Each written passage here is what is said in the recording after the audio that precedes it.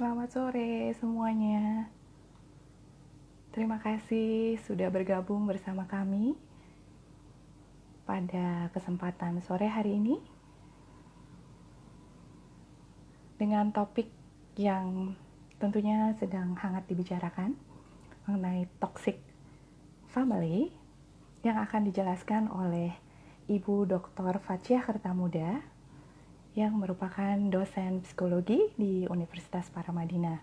Sebentar lagi Ibu Fathia akan bergabung bersama saya.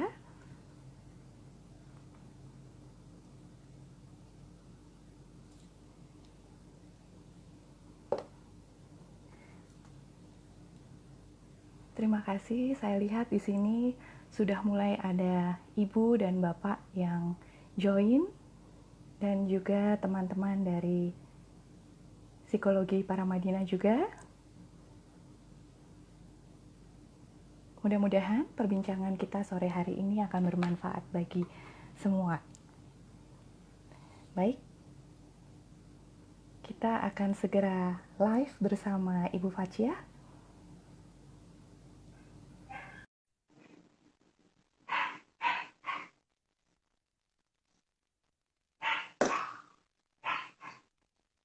Ibu Fathia sudah bergabung bersama. Oh, maaf.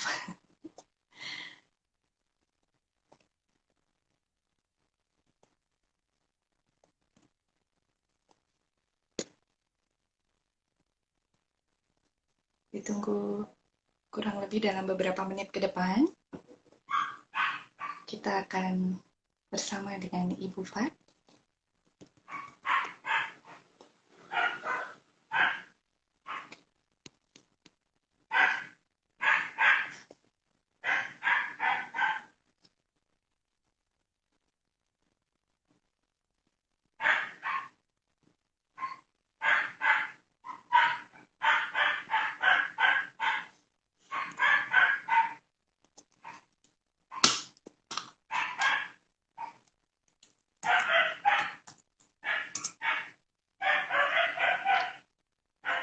Sebentar lagi Ibu Fathia akan bergabung bersama kita.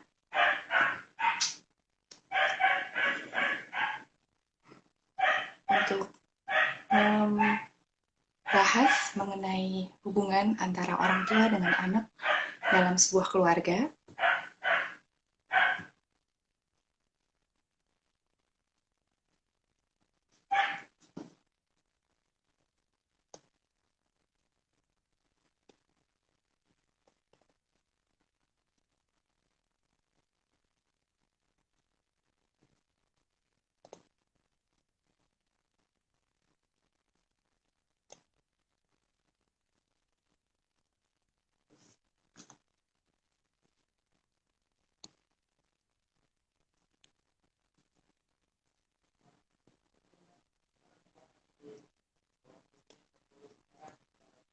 Baik, yang sudah hadir sore hari ini, terima kasih. Ibu Fathia akan segera bergabung bersama kita semua.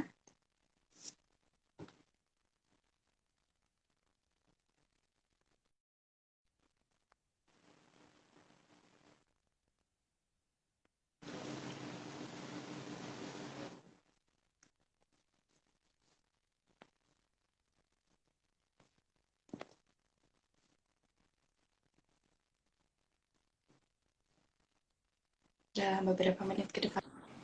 Selamat Oke. sore, Ibu Fat. Halo, akhirnya. Maklum ya, ini generasi milenial banget ini.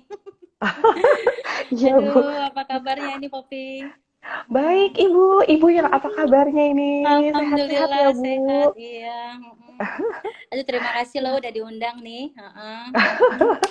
Merupakan suatu kehormatan bagi saya semua yang hadir sore hari ini saya bisa bergabung menemani Ibu Fat di sini Iya, sama-sama. memberikan banyak informasi mengenai keluarga. Oke, Ya, siap, insya Allah. baik. Ibu Fat, Gimana, sehat semua ya? sehat semua. Alhamdulillah. Em, eh, Perkuliahan akan segera dimulai untuk semester depan ya, Bu ya? Ya, ini lagi persiapan, lagi persiapan. Cepet ya, mungkin semester depan wisuda nih, Poppy ya. Bu, ini Iya. janjinya mesti diucapkan di depan banyak orang ini, Oh Bu. iya, biar saksi matanya banyak, jadi terpacu Wah, untuk lebih semangat. Oke. aduh, baik, terima Iya. kasih. Mm-mm. Sore hari ini kita akan membicarakan topik yang sedang hangat banyak dibicarakan di media sosial juga ya, Bu, mengenai toxic family. Nah, Yes. bagaimana hubungan orang tua dengan anak. Eh, Oke. Sebelumnya, saya memperkenalkan diri dulu. Saya Poppy Arumi, mahasiswi psikologi di Universitas Paramadina, dan Ibu Facia Kertamuda merupakan dosen saya, pengajar di program studi psikologi Universitas Paramadina, dan juga dosen pembimbing saya. Nggak kong kali kong loh di sini. Iya, Oke, ini semangat adalah ya. sebagian dari ujian ya, Bu. Iya, betul. Latihan ujian. Baik, mungkin untuk lebih akrab dengan yang hadir sore hari ini, boleh Oke. saya minta Ibu untuk memperkenalkan diri dulu, Bu? Oke, baik. Saya sapa dulu semua ya. Selain saya penyapa tadi Poppy, biasa saya panggil Mbak atau Bu Poppy. Ya, Mbak aja, terima Bu. kasih, Mbak aja ya, atau Poppy aja deh, nggak apa-apa deh. Kelihatan lebih Poppy jauh, aja, lebih Bu, ya mahasiswa maaf. banget. Ya, mahasiswa banget jadinya gitu ya. Baik, terima kasih juga nih buat para apa namanya peserta yang bergabung pada hari ini. Terima kasih sudah berkenan hadir untuk acara sharing kali ini. Saya Fatia Kertamuda dan sampai saat ini saya masih sebagai dosen di program studi psikologi Universitas Paramadina gitu. Dan sebagai dosen ya berkewajiban untuk ya membimbing, salah satunya membimbing mahasiswa nih gitu ya. Kebetulan nih yang jadi moderatornya mahasiswa bimbingan. Semoga lancar ke depannya ya. Demikian. Amin. Ya, Ya. baik. Eh, Tentunya akan sangat menarik sekali ya, Bu. Kita akan mendengarkan dari Ibu mengenai apa itu toxic family. Oh, Oke. banyak sekali sekarang sedang dibicarakan toxic family. Apa, Bu, toxic itu? Toxic itu Oke. racun atau madu atau bagaimana, Bu? Oke, baik. Bincang-bincang santai nih kita ya. Tapi Iya, Bu. nanti di leading aja. Beberapa hal kalau sebelum saya sampai ke istilah toksiknya itu, saya ingin menyampaikan bahwa kehidupan kita dari hari ke hari, bangun tidur sampai bangun tidur sampai tidur bangun lagi, itu semua kita berada di satu situasi yaitu rumah. Rumah di mana kita tinggal bersama keluarga.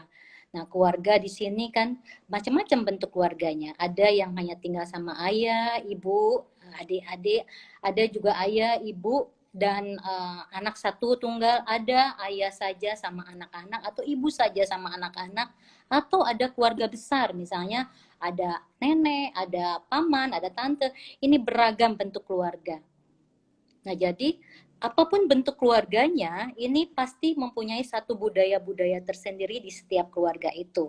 Tapi intinya bahwa di dalam satu keluarga itu, setiap anak atau setiap anggota di dalam keluarga itu mempunyai peran sebagai agent of change. Nah, di mana maksudnya apa nih agent of change? Yaitu di mana semua orang mempunyai kesempatan untuk bisa memberikan dukungan, memberikan apa support untuk satu sama lainnya gitu ya. Nah, inilah yang kita harapkan dari family, dari keluarga. Jadi kalau ada istilah saya itu family is everything, nah gitu ya. Mungkin ada beberapa orang yang menganggap itu tidak sama. Jadi berbeda-beda pastinya. Nah, jadi intinya di dalam keluarga itu kita itu perlu dukungan. Kita itu perlu seseorang di mana orang-orang yang ada di sekitar kita itu menjadi sosok yang penting buat kita. Nah, sehingga pastinya ada suasana yang diharapkan oleh semua anggota, tidak hanya orang tua atau ayah ibu, anak-anak pun juga membutuhkan suasana aman, suasana nyaman ketika berada di rumah.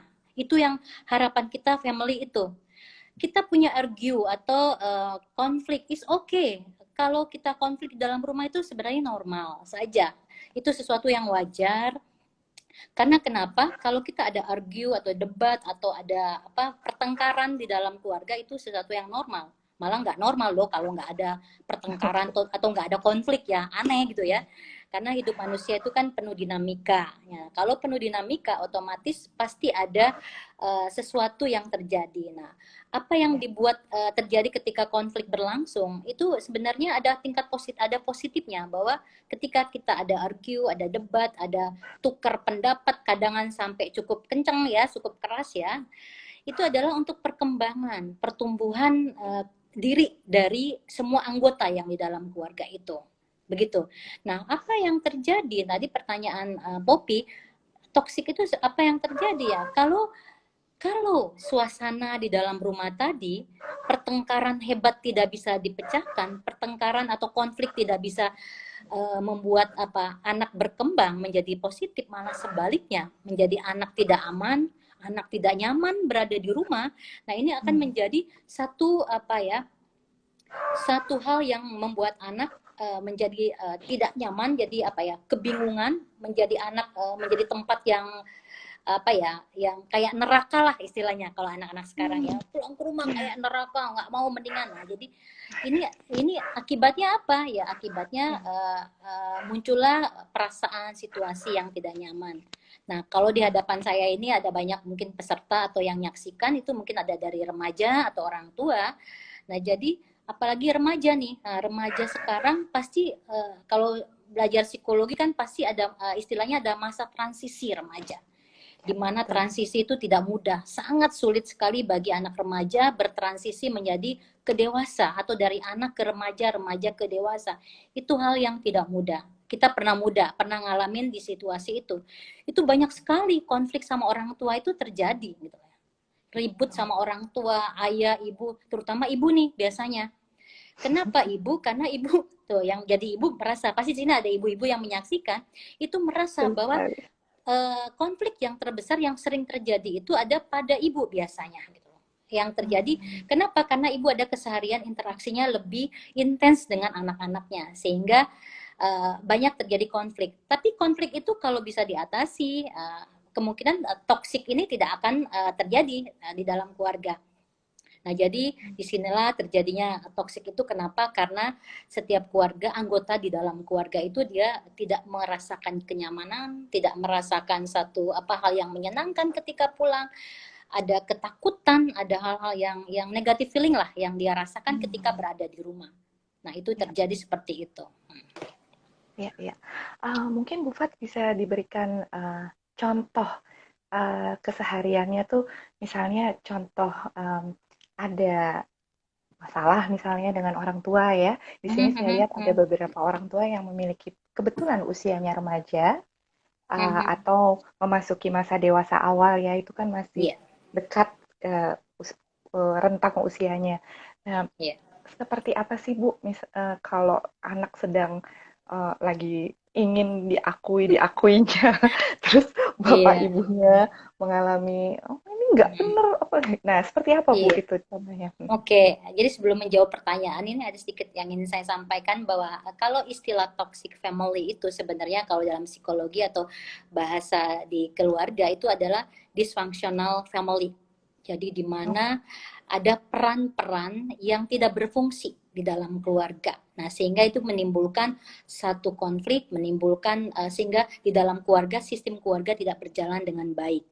Yang seharusnya yang dimaksud dengan peran atau fungsi yang sesuai itu ya ayah seperti apa perannya, ibu seperti apa perannya, anak-anak seperti apa perannya, ada sistem di dalamnya. Nah, kalau sistem ibaratnya kalau mobil ya nih, di dalam satu mesin mobil, kalau ada satu kabel saja yang agak konslet itu akan berdampak ke semua sistem yang ada di kendaraan itu. Nah, seperti itu juga. Jadi kalau di dalam keluarga itu ada satu saja peran dari anggota keluarga tidak berfungsi, itu akan berdampak kepada kepada anggota keluarga yang lain. Nah, jadi contohnya ya akibatnya akan muncul perilaku seperti peran remaja. Nah, kalau orang tua tahu bahwa remaja itu adalah masa yang sangat sulit, nah orang tua juga perlu tahu nih masa yang sangat sulit, sehingga perlu pendampingan gitu loh. Perlu teman diskusi. Anak sekarang kan perlu diskusi-diskusi ya. Nah, perlu ada menyatakan apa sih yang dia galaukan gitu ya, apa yang membuat dia galau, itu perlu ada interaksi komunikasi satu sama lainnya. Nah, sehingga kita berharap ya remaja, tapi kadang juga ada antara orang tua dan anak tuh ada muncul gengsi-gengsi juga ya, nah, gitu ya. Nah, ya itu Kalau Bu. iya, kalau misalnya ya misalnya ibu punya salah, tapi ada rasa tidak gengsi deh kalau mau minta maaf sama anak. Sebaliknya anak juga kekeh nggak mau minta maaf sama anaknya, sama orang tuanya, sehingga akhirnya kedua konflik ini tidak terpecahkan, sehingga akan berdampak kepada hubungan gitu loh. Hubungan mereka menjadi tidak baik gitu. Nah, inilah yang situasi seperti inilah yang terkadang mengganggu kenyamanan, sehingga anak mencari tempat lain untuk bisa curhat. Bagus kalau tempat curhatnya bisa orang-orang yang dipercaya, tapi sebaliknya kalau tempat-tempat itu bukan orang yang bisa dipercaya, bisa membawa ke arah yang negatif. Nah, itu yang kita tidak inginkan begitu. Ya, ya. Itu yang sangat dikhawatirkan malah ya Bu ya. Iya. Jadi kalau sampai anak sudah merasa tidak nyaman dengan orang tuanya, arahnya akan lebih sulit nanti ke Iya, depannya.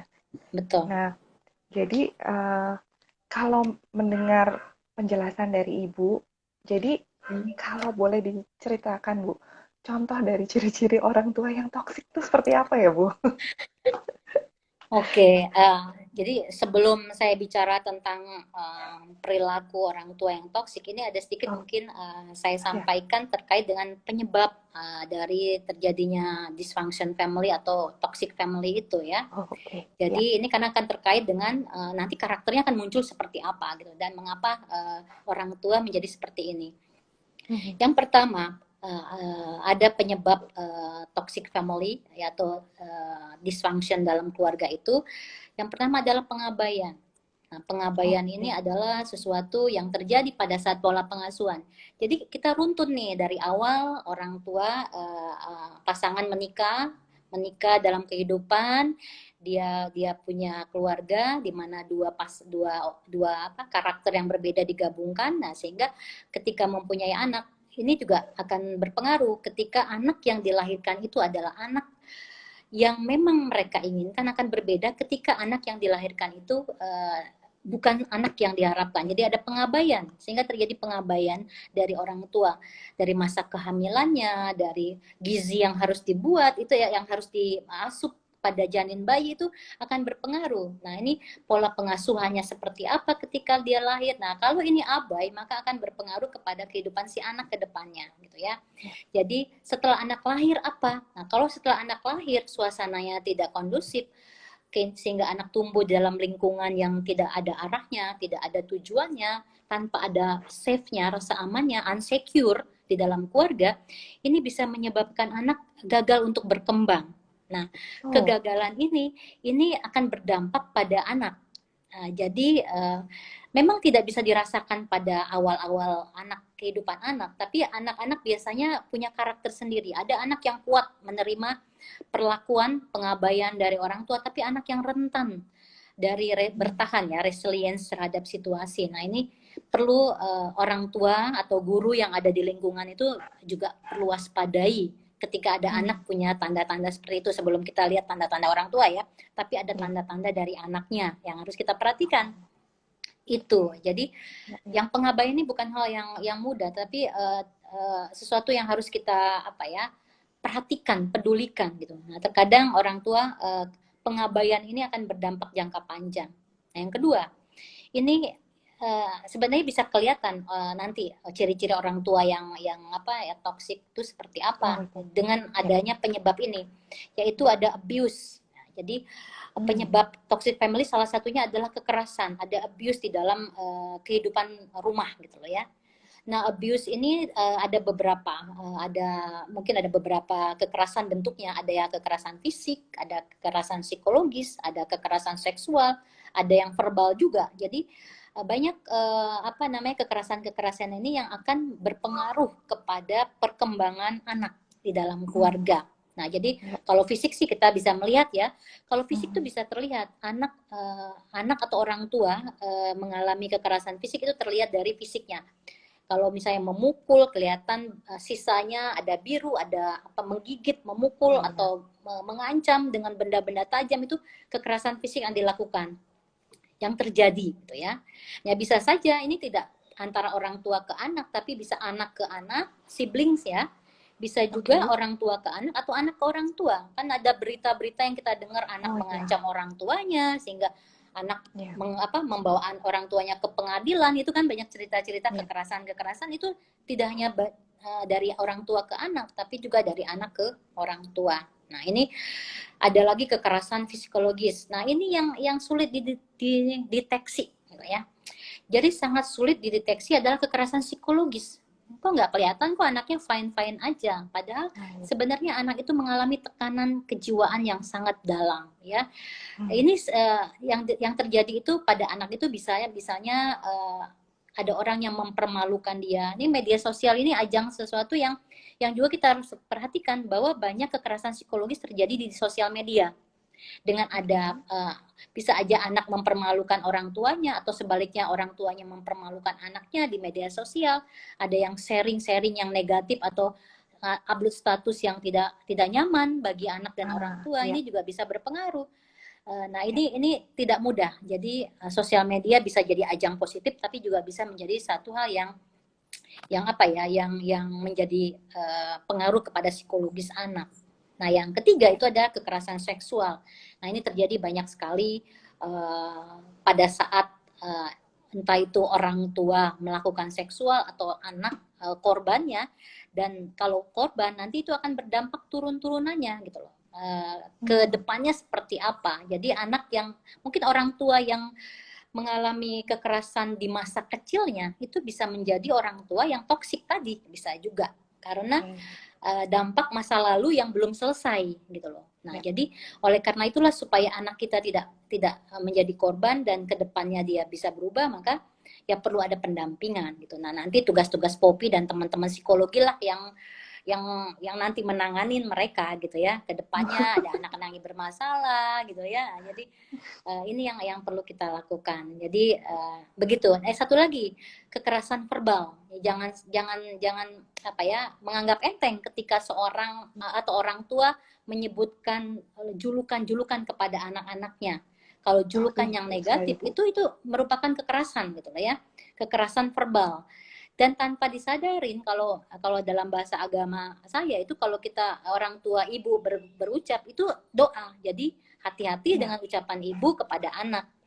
Jadi ya pernah punya pengalaman ya, kalau kita kan orang tua kadang sempat kesel juga sama anak, wajar lah ya, normal. Marah normal. Tapi marahnya itu kita bisa balikan ketika kita ingin berucap verbal yang negatif diganti dengan verbal yang positif.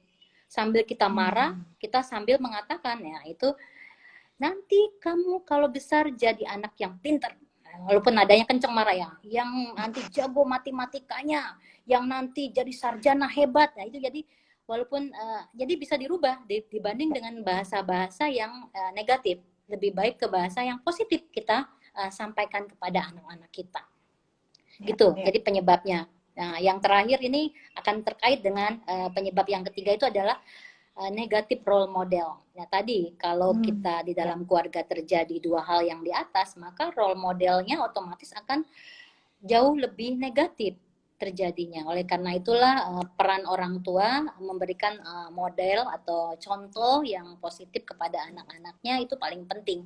Kenapa? ya, Role model yang positif dan role model yang negatif itu sama-sama kuat berdampak pada anak.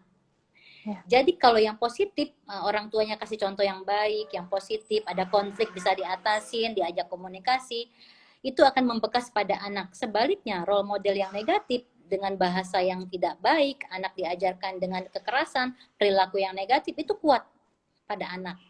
Jadi tinggal memilih nih orang tua mau yang model yang positif atau model yang negatif yang akan diberikan kepada anak-anaknya.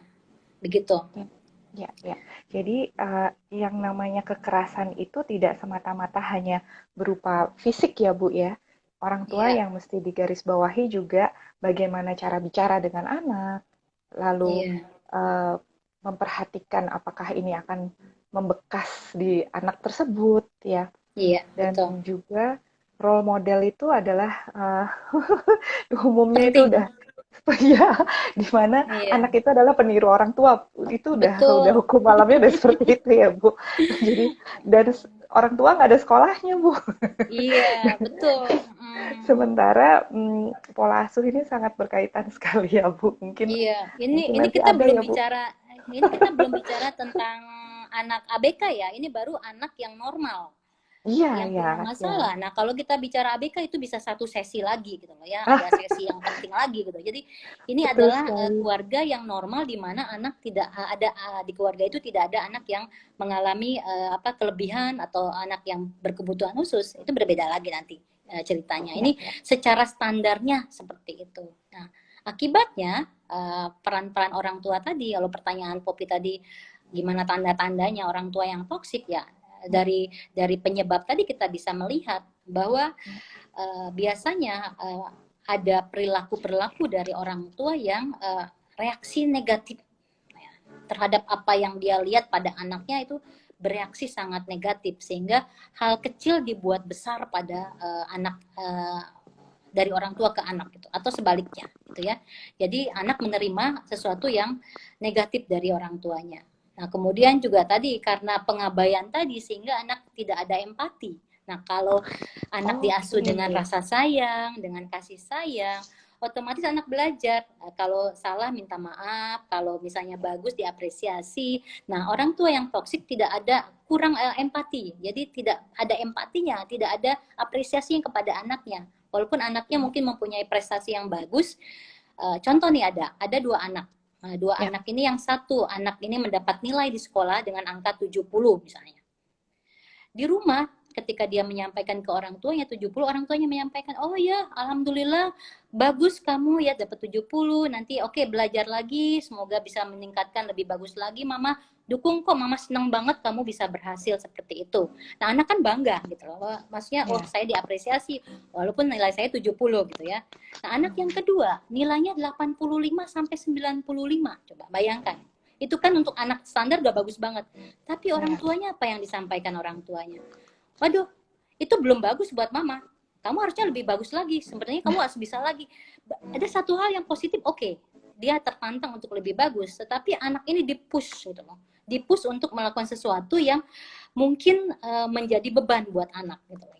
Nah, mungkin kalau Hmm. kalau misalnya caranya oke udah bagus sih, tapi mama pengen kamu lebih lagi. Oke, kita belajar. Oke, itu beda. Tone-nya Hmm. beda. Tapi kalau sudah dapat bagus sehingga anak tidak diapresiasi, itu anak akan menjadi sakit ya, apa secara psikologis dia akan sakit gitu loh, sedih gitu loh ya. Nah, sedih yang mendalam ini membuat anak menjadi depresi gitu. Nah, kalau anak depresi Oke. sehingga ya ini tadi yang lingkungan toxic family muncul di situ, anak depresi, anak ada rasa tidak nyaman, ada ketakutan kalau dapat nilainya nggak bagus pulang ke rumah takut banget gitu loh ya. Jadi takut Oke. banget aku. Ada anak-anak yang takut pulang ke rumah karena nilainya 85 karena ibunya maunya 95 Oh. misalnya begitu kan, itu kan berat buat Hmm. anak. Itu jadi Ya. ada ketakutan macam-macam lah ya. Jadi yang penting di sini bagaimana peran orang tua ya, tidak hanya ibu atau ayah, Ya. tapi dua-duanya harus kolaboratif berbareng untuk mengembangkan anak supaya terhindar dari apa ya, kekerasan psikologis tadi gitu. Ya. Psikologis anak harus dijaga. Begitu. Ternyata itu akan karena tidak kelihatan ya, Bu ya. Iya, Apalagi untuk anak-anak yang sulit mengungkap. Jadi betul. orang tuanya awareness-nya mungkin akan lebih tidak seperti kalau kelihatan di perilakunya ya, Bu ya, Iya. di perilaku orang tuanya. Jadi Iya. sebenarnya ada nggak, Bu, kiat-kiat untuk anak yang kalau kita lihat dari sisi anak itu bagaimana anak sebaiknya menghadapi orang tua yang Iya. toksik? Ya memang susah ya, berat ya bagi anak ya. Kalau tidak didukung oleh orang tua. Jadi anak yang tadi saya katakan dia bisa bertahan, resiliensi dia kuat. Jadi apapun yang terjadi di rumah itu akan membuat dia kuat apa untuk menghadapi permasalahan yang dihadapi di keluarganya. Mungkin dia akan berperilaku diam karena dengan diam Hmm. dia akan aman gitu ya menurut dia. Karena kalau dia akan menyampaikan dengan bahasa verbal, itu akan memicu emosi dari kedua orang tua atau lingkungan di dalam keluarganya itu. Jadi mungkin menurut dia diem mendingan saya diem gitu.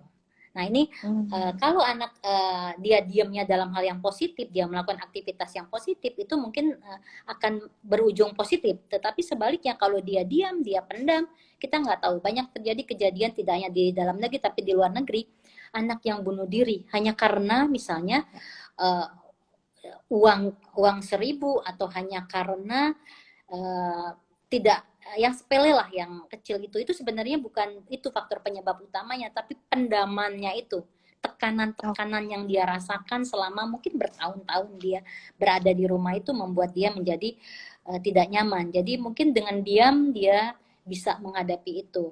Nah, yang paling penting lagi ada orang atau tempat bagi anak itu untuk menyampaikan permasalahannya. Itu yang paling penting.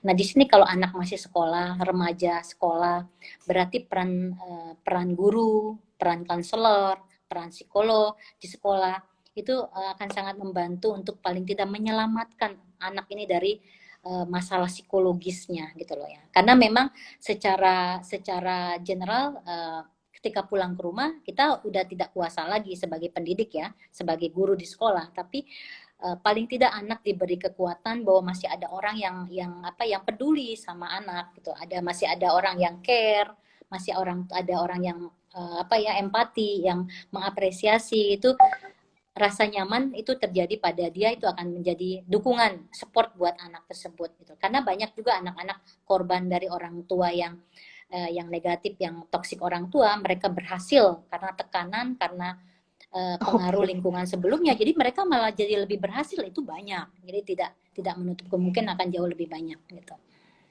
Ya, ya, ya. Oke. Okay. Jadi, tapi itu kan tergantung kembali lagi kepada anak itu juga ya, Bu ya. Iya, Jadi, betul. apakah dia bisa bagaimana dia menyerap, lalu dia bisa menerima dan menyikapinya Mm-hmm. bagaimana. Iya, betul betul Tentunya sekali. akan beda-beda. Iya. Alhamdulillah kalau dia bisa menjadi suatu hal yang memacu dia untuk nggak seperti orang tuanya yang toksik. Tapi yang Betul bahayanya betul. sekarang kita kok dengar kasus bunuh diri juga banyak, Bu, sekarang. Iya. Nah, juga ini tidak mudah menyerah itu Iya. perlu diperhatikan jumlah remaja sekarang Mm-hmm. ya, Bu, ini mungkin mengenai resiliensi ya Iya. terhadap kemampuan anak-anak di Mm-hmm. era sekarang ini. Lalu, Bu, kalau boleh disampaikan, jadi untuk kiat-kiat membangun sebuah, ini kan juga banyak yang join mungkin usianya dewasa awal ya, di Iya iya. tahap usia dewasa awal, sekarang lagi mulai mikir untuk membangun rumah tangga, lalu Iya. bagaimana saya harusnya sebagai ibu, bagaimana saya Betul. sebagai ayah, Iya iya. atau yang belum terlambat gitu ya, Bu ya, saya Iya masih bisa berubah nggak untuk anak-anak saya. Nah, iya. apa ya, Bu, kiat-kiatnya untuk membangun Oke. Okay. rumah tangga yang sehat dan sejahtera? Iya. Oke, sebelum menjawab ada sedikit tadi, ini sangat berkaitan nih kalau pesertanya ini orang tua. Kalau Ya. tadi istilahnya toxic ini adalah dysfunctionnya family, jadi Ya. secara simpelnya sebenarnya kita mengembalikan peran kita di dalam kehidupan berkeluarga, itu salah satunya. Dan dimana kalau peran itu berfungsi dengan baik, kemudian Mhm. peran di dalam kehidupan di rumah tangga kita, walaupun ini ada yang mungkin yang calon yang baru mau menikah misalnya, atau ada anaknya, atau sudah baru menikah kemudian punya anak, atau sekarang lagi hamil misalnya, atau orang tua yang punya anak, yang anak balita, ini sangat melelahkan gitu ya. Ada orang tua yang remaja, jadi banyak banyak tipikal orang tua di dalam keluarga tadi. Nah, tipe-tipe orang tua inilah yang nanti kalau ditanya mau membangun keluarga seperti apa, sebenarnya kita sudah bisa melihat sendiri pola budaya dari keluarga kita gitu ya. Pasti dari dua orang yang berbeda, satu dibentuk sekian puluh tahun di dalam keluarganya, satu lagi sekian puluh tahun dipertemukan di dalam satu pelaminan. Nah, gitu ya. Nah, Jadi dua orang ini tentu akan harus belajar beradaptasi kedua-duanya. Dan ini sangat tidak mudah. Saya ya, bilang bukan sulit, tapi tidak mudah. Tapi ya. bisa dijalanin. Bisa dijalankan bersama-sama. Jadi kuncinya permasalahan akan selalu ada. setiap hari dari awal bangun tidur sampai mau tidur lagi itu masalah akan muncul setiap saat. Ini saya menyampaikan ini apa adanya. Ini adalah keluarga yang normal. Kalau di setiap hari kita punya masalah yang ya masalah sepele, soal misalnya kalau orang baru menikah, soal meletakkan anduk habis mandi nih pasangan. Itu hal sepele. Ada ribut gara-gara handuk atau ribut gara-gara odol. Atau ya saya pasta gigi lah, odol merek ya. Pasta gigi, gimana ada satu yang biasanya mungkin dilatih di rumahnya harus rapi, mencet apa namanya tubnya itu, ada yang asal sembarangan. Nah ini juga itu hal yang kecil, yang harus diperhatikan gitu ya, bahwa bagaimana memecahkan, saling memahami satu sama lain. Lama-lama terbiasa, oke ada polanya. Nah ini belajar. Pernikahan itu tidak hanya 1 hari, 2 hari, 2 tahun, 3 tahun, 4 tahun, 10 tahun, 5 tahun. Kita berharap itu akan terus muncul sampai akhir hidup kita gitu loh ya, akhir hidup kita sendiri gitu ya. Pernikahan 20 tahun, pernikahan saya sharing, saya udah 20 masuk 25 tahun, 23 tahun gitu ya. Nanti tapi tetap aja permasalahan ada, wajar, itu normal gitu. Tinggal bagaimana pasangan itu mengatasi permasalahannya. Nah, jadi kalau tadi ayat nanya tips ya untuk keluarga-keluarga itu kita mulai dari bentukan budaya dari keluarga kita itu yang satu. Apakah keluarga kita bisa menjadi keluarga yang membuat lingkungan di dalam keluarga itu sendiri seperti apa? Bisa saja kalau anak kita sudah punya anak, bagaimana memberikan respect pada anak gitu ya. Nah, respect itu ketika anak baru lahir dengan memberikan sentuhan, mengasuh pola asuhnya, memakan, bagi ibu yang menyusui harus makan asupan, itu adalah kasih sayang yang harus dilakukan gitu ya pada anak oleh orang tua atau ibu terutama. Ketika anak beranjak menjadi balita, nah ini yang paling tantangan bagi ibu ya, bagaimana setiap ibu harus memberikan apresiasi. Banyak anak yang mungkin bikin kesel ya, anak 5 tahun lari sana lari sini. Kemarin saya jalan-jalan pergi ke satu tempat, di sebelah ada anak kecil sama ibunya. Nah, ibu anak balita itu kan nggak bisa diem, bergerak terus. Nah, ibu ini kan agak kenceng gitu ya, mungkin marah pada anaknya dengan mengancam. Nah, ini tidak benar gitu loh. Seharusnya dia menyampaikan, diajak ngobrol tuh anak. Diberi pujian kalau dia udah rapi, duduk. Udah bagus ya, udah pinter ya. Sekarang duduk nih, nanti kita tunggu giliran kita dipanggil nih. Jadi mungkin ada komunikasi selama menunggu. Proses menunggu itu ada komunikasi dari ibu dan anaknya. Memang capek gitu ya, apa boleh buat gitu ya. Itu setiap hari kita harus memberikan apresiasi pada anak kita, sekecil apapun itu bentuknya. Apresiasi tidak harus berupa bahasa verbal, tapi bisa berupa bahasa sentuhan gitu ya. Sentuhan, mungkin kalau lagi beribadah bersama-sama, salam, mencium tangan orang tua, atau sebaliknya orang tua juga mencium anaknya, itu adalah sentuhan-sentuhan yang kita bisa berharap menjadi keluarga yang kuat gitu ya. Nah, satu lagi tipsnya itu interaksi. Kalau punya anak satu, mungkin waktunya akan leluasa ya untuk berdiskusi, ngobrol mungkin. Tapi kalau anaknya 3 nih, itu harus terbagi nih, harus adil gitu. Bagusnya tetap diajak bicara, ngobrol satu persatu, atau mungkin sekaligus mereka bersamaan. Nah, kita ngobrol bersama-sama. Nah, itu ya. Itu adalah salah satu membina keluarga itu biar kuat. Biar di dalam, apalagi di situasi pandemi ini ya, ini semua orang keluarga itu butuh kekuatan dari semua anggota keluarganya. Mungkin saja ada ayahnya yang kena PHK gitu ya, mungkin asupan makanan yang biasanya dapat bisa beli semaunya, sekarang karena gajinya dipotong sehingga tidak bisa membeli makanan yang seperti biasa. Ini perlu ngobrol gitu ya, gimana solusinya, anak bisa memahami, mengerti keadaan orang tuanya. Ini adalah salah satu untuk membangun keluarga yang kuat tadi gitu loh. Nah, kalau keluarga anak-anak di dalam keluarga sudah bisa saling mengerti, memahami satu sama lain, maka ini akan lebih mudah menghadapi pandemi atau menghadapi kritis situasi kondisi kritis dari keluarga. Jadi meluangkan waktu bersama itu penting banget gitu ya. Apalagi ini mudah-mudahan tidak masuk kepada second wave ya. Dari gelombang corona, karena kalau iya itu maka akan kehidupan rumah tangga keluarga itu mungkin akan berdampak lagi gitu. Jadi Ya, betul. bagaimana kekuatan keluarga itu harus dijaga, dan yang penting lagi orang tua harus meyakinkan anak bahwa uh, ayah, ibu atau apa namanya ada ketika mereka sulit, ketika mereka susah, ketika mereka menghadapi dilematis, ada ayah ibu untuk curhat. Jadi mereka yakinkan ke mereka bahwa kita tuh selalu ada ketika mereka susah. Jadi pentingnya yang harus kita lakukan seperti itu. Ya, ya.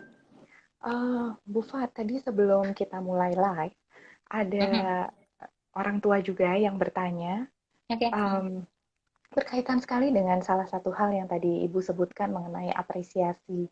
Nah, sepertinya ada mungkin faktor budaya atau uh, kurangnya uh, pengetahuan ya bahwa apresiasi terhadap anak itu ternyata sangat berpengaruh ya.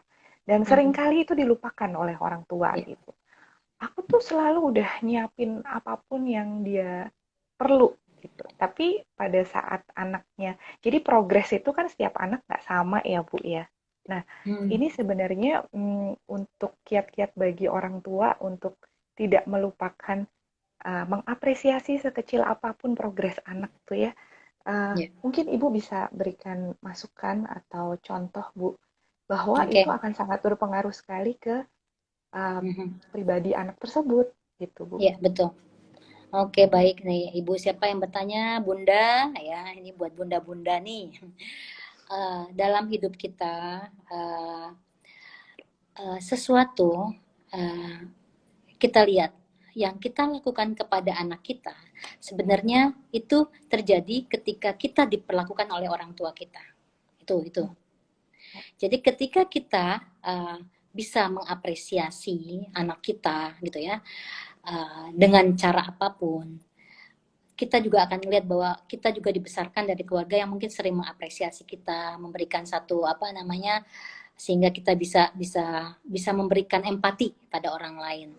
Nah, kalau kita lihat memang tidak mudah di dalam kehidupan ini berhadapan dengan anak. Di awal tadi saya sampaikan kalau anak ini sangat unik banget, apalagi usia-usia menjelang remaja gitu ya, dimana masa transisi ini sangat paling berat. Apapun apresiasi yang diberikan kepada orang tua, kepada anak dari orang tua, terkadang anak tuh nggak mengerti bahwa orang tuanya lagi memberikan perhatian. Ya, marahnya orang tua sebenarnya menyayangi, tapi terkadang anak menerimanya berbeda.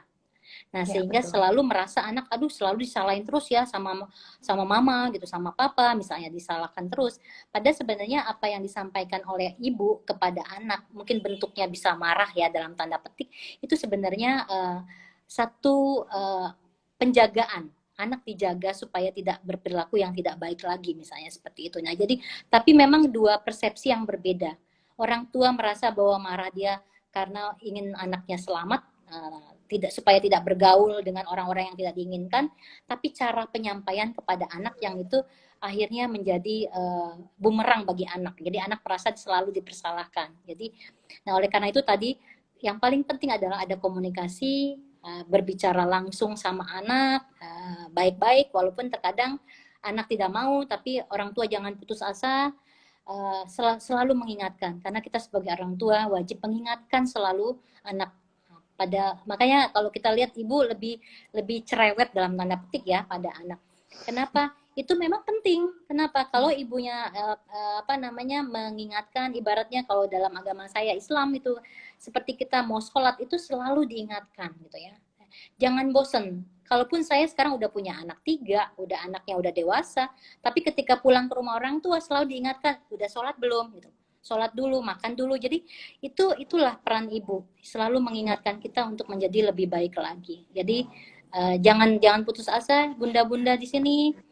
Teruslah untuk tetap menghadapi anak dengan kesabarannya, walaupun kadangan tidak kuat ya nanti insya Allah kalau memang tidak sama sekali keluarga udah nggak bisa lagi di apa namanya diperbaiki, harus menemuin orang profesional, bisa psikolog, bisa Ya, terapis, bisa konselor untuk melakukan konseling untuk memperbaiki keluarga. Itu penting banget supaya kita tetap bisa menjaga keluarga kita kuat, sehat, utuh ya.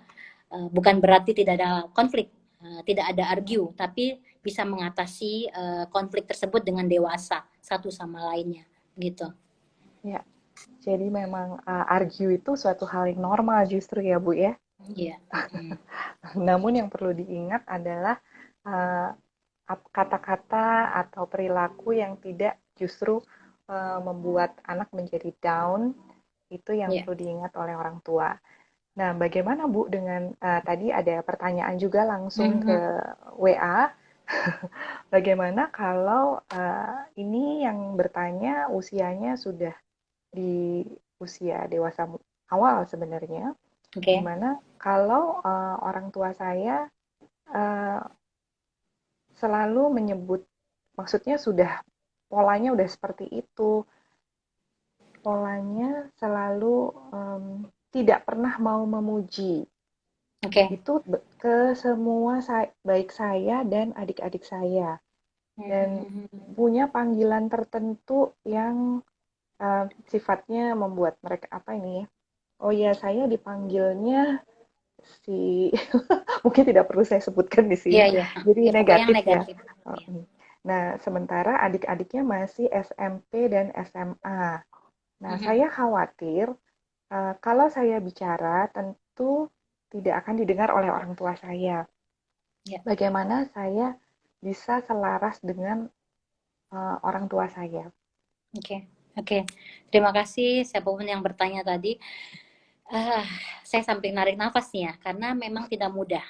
Eh, karena kita kalau ngasih nasihat sih gampang ya, harus begini-begini, tapi saya mengerti, saya empati ketika di posisi tadi Ananda tadi di dalam keluarga yang seperti itu tidak mudah. Jadi di sini apa saya ingin menyampaikan ya, kalau upaya sudah dilakukan, usaha sudah dilakukan, uh, untuk kebaikan di dalam keluarga, untuk membuat hati lembut orang tua, menjadikan orang tua kita kembali kepada uh, agama ya. Jadi salah satu adalah mendoakan orang tua kita. Saya yakin doa anak kepada orang tuanya itu sangat langsung ya, sangat apa namanya penting, sehingga apapun yang terjadi, saya paham banget itu memang berat kalau kita selalu setiap hari dihadapi oleh orang tua yang memberikan julukan dengan kata-kata kasar, kemudian juga membuat adik-adik tadi Nanda bertanya tadi, adik-adiknya menjadi tidak nyaman, takut di rumah. Kemudian ketika mau ngomong, orang tuanya langsung membentak, orang tuanya langsung marah, orang tuanya langsung bisa aja kekerasan fisik, melempar, bisa saja mengancam. Ini tidak mudah, saya paham, tidak mudah dihadapkan pada situasi di keluarga yang seperti itu. Jadi tadi yang saya sampaikan tadi, mungkin salah satu solusi adalah dengan diam, tapi diam dalam arti ya kita merenung, kita berdoa, kita berupaya menyampaikan ini kepada apa namanya yang kuasa ya, karena kalau upaya sudah, ngajak ngobrol ibu sudah, ayah sudah, tapi selalu diperlakukan tidak bagus ya. Kalau memang tidak bisa juga, jangan sampai ini terjadi lebih parah. Perlu bantuan dari para psikolog profesional ya, psikolog atau konselor datang untuk cerita curhat sehingga permasalahan paling tidak rilis lah. Jadi memang ketika kita bertemu dengan psikolog atau konselor atau terapis itu memang belum memecahkan masalah, tetapi paling tidak unek-unek yang di dalam hati kita, pendaman rasa kita, kekesalan kita itu bisa bisa tersalurkan sehingga kita bisa lebih produktif, menjadi lebih bagus lagi. Buktikan bahwa kita walaupun berasal dari keluarga yang istilahnya toxic family, kita bisa menjadi orang yang empati, orang yang berpikir positif, orang yang bisa mengapresiasi orang lain untuk kedepannya menjadi lebih bagus lagi. Jadi tetap semangat, jangan putus asa, dan carilah bantuan bila diperlukan, gitu ya. Bisa kalau misalnya daya tahan atau resiliensinya sudah mulai agak goyah, datanglah kepada orang yang dianggap bisa dipercaya dan bisa memotivasi ke arah yang lebih bagus lagi gitu. Demikian Bu. Ya, wah seru sekali. Ini ada satu pertanyaan lagi, namun waktunya sudah mau habis. Iya, Mungkin iya. Ibu bisa dikasih pertanyaannya datangnya ini ya Bu, udah jam segini. Tapi Mhm. Dari mana? mudah-mudahan karena Mhm. ini dari Ibu Riri, Ah, ya. langsung ke DM saya. Oke. Ini mungkin ya ini saya pakai nama samaran ya Bu, Iya. Mhm. karena saya dan suami sudah memutuskan untuk berpisah, Mhm. namun kami tidak mau merusak hubungan kami dengan anak-anak. Bagaimana cara yang baik untuk anak-anak paham bahwa dengan kami berpisah bukan berarti anak-anak kehilangan kami sebagai orang tuanya. Iya. Wah, Mhm. ini cukup Oke. serius pertanyaannya, Bu. Iya, Heeh. mungkin Iya, Ibu bisa jelaskan terima sedikit. kasih. Saya cukup prihatin ya dengan situasi ini, tapi memang harus dijalanin. Keputusan apa namanya pasangan untuk berpisah itu adalah satu keputusan yang memang terbaik saat ini buat mereka berdua dan juga anak-anak. Dan memang tidak mudah, tidak mudah. Apalagi kalau anaknya masih balita, kalau anaknya remaja apalagi Ya, ini akan terjadi apa ya konflik yang tidak berkesudahan. Tapi paling tidak mungkin saya tidak menyarankan ada komunikasi. Saya menyarankan terjadi komunikasi antara ayah dan ibu. Kalau ayah dan ibunya berpisahnya baik-baik itu akan sangat bagus gitu ya. Tetapi ya, kalau berpisahnya tidak baik, inilah yang akan jadi bumerang bagi anak-anak ya. Bagaimana menjelaskan kepada anak tadi? Kalau berpisahnya baik-baik, itu akan lebih mudah. Ayah dan ibu duduk bareng, mungkin bisa dengan konselor keluarga, psikolog keluarga, silakan. Atau kalau mereka bisa menghandle secara family, apa namanya, dalam keluarga itu sendiri, mengajak anak diskusi, itu jauh lebih bagus. Menyampaikan bahwa mereka sudah berpisah, bahwa berpisahnya mereka ini bukan karena anak. Jadi perlu ditekankan kepada orang tua yang berpisah ini, saya ingin menyampaikan sekali lagi. Saya sangat prihatin kalau orang tua terjadi cekcok atau ribut di dalam keluarga, itu dampaknya kepada anak. Itu saya sedih ya. ya, Anak karena anak itu rentan banget gitu ya. Jadi tolong kalaupun mereka harus berpisah, berpisah baik-baik dengan hal yang cara positif sehingga anak melihat orang tuanya tetap rukun walaupun berpisah gitu ya. Nah, ada lagi satu sisi yang positif. Orang tuanya berpisah, anak-anaknya juga melihat ketika orang tuanya berpisah, ternyata jauh lebih bagus ya. Bisa oh, ngobrol, bapak ibu ngobrol, anak juga jadi lebih nyaman gitu ya.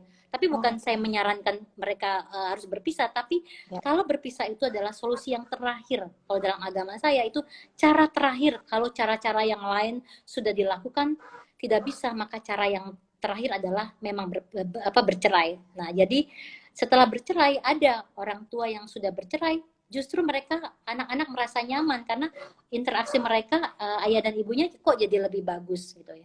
Tidak ada apa namanya kekerasan lagi, tidak ada ini karena mereka tidak bertemu, tapi sekali bertemu suasana lebih cair, lebih menenangkan buat anak. Ada seperti itu. Nah, jadi oh, ya, menurut saya orang tua tadi ibu X lah ya yang tadi bertanya, uh, coba diajak diskusi dulu pelan-pelan dengan suami. Kalau memang berpisahnya baik, kita pikirkan anak deh sekarang. Anak kita pikirkan uh, bahwa anak ini adalah tanggung jawab kita bersama, bahwa anak ini nanti suksesnya juga akan dirasakan oleh orang tua ini, keberhasilan mereka adalah peran dari dua-dua mereka, sebaliknya kegagalan juga adalah pengaruh dari mereka berdua. Jadi tinggal memilih sekarang gitu loh yang mereka harus lakukan seperti apa. Begitu. ya, ya. Justru makin sore mulai ada beberapa DM yang pertanyaannya serius, mungkin Ya nggak karena apa-apa. ini berkaitan dengan masalah pribadi yang dihadapi, jadi mungkin memang di kolom komen tidak ditulis, tapi justru DM Ya, langsung. Ya, mungkin nggak apa-apa. karena keterbatasan waktu, mohon maaf tidak semua Hmm. bisa disampaikan di sini. Hmm. Mungkin boleh di DM ke saya juga, mungkin Iya, nanti saya bisa sampaikan ke iya. Ibu Fat, ya. Kalau ada Um, satu lagi boleh, ada waktu masih ada waktu nggak? Kalau memang satu lagi silakan. ya, Ya, eh, nggak apa-apa. Kalau ada satu lagi kita kalau diskusi. mungkin kita masih ada waktu sekitar 4 menit lagi ya Bu ya. Oke, siap. Ya, Nggak apa-apa, eh, manfaatin. saya pilih yang bagaimana kalau orang tua tidak sejalan dengan eh, kemauan saya. saya masih ini cukup berat juga sih Bu. Saya masih Mm-mm. ingin melanjutkan studi saya, tapi saya sudah diminta untuk menikah. Oke, Usianya masih saat ini usia saya 23 tahun. oke, oke. Nah, ini konsultasi pernikahan ini. Jadinya Seni keluarga. iya Bu. Jadi memang ada banyak ya karakter orang tua gitu ya. Ada orang tua yang ingin anaknya menikahnya ntar dulu gitu ya.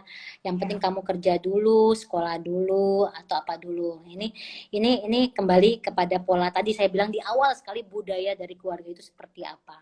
Nah, kalau dari kasus yang dihadapi oleh Ananda tadi bahwa tidak sepaham dengan orang tua yang ingin menikahkan, dia pengen belum menikah tapi orang tuanya ingin menikah, begitu kan ya permasalahannya. betul, Nah, betul. ini sebenarnya bukan hal yang apa namanya yang mudah juga dan bukan juga hal yang tidak bisa dipecahkan gitu ya.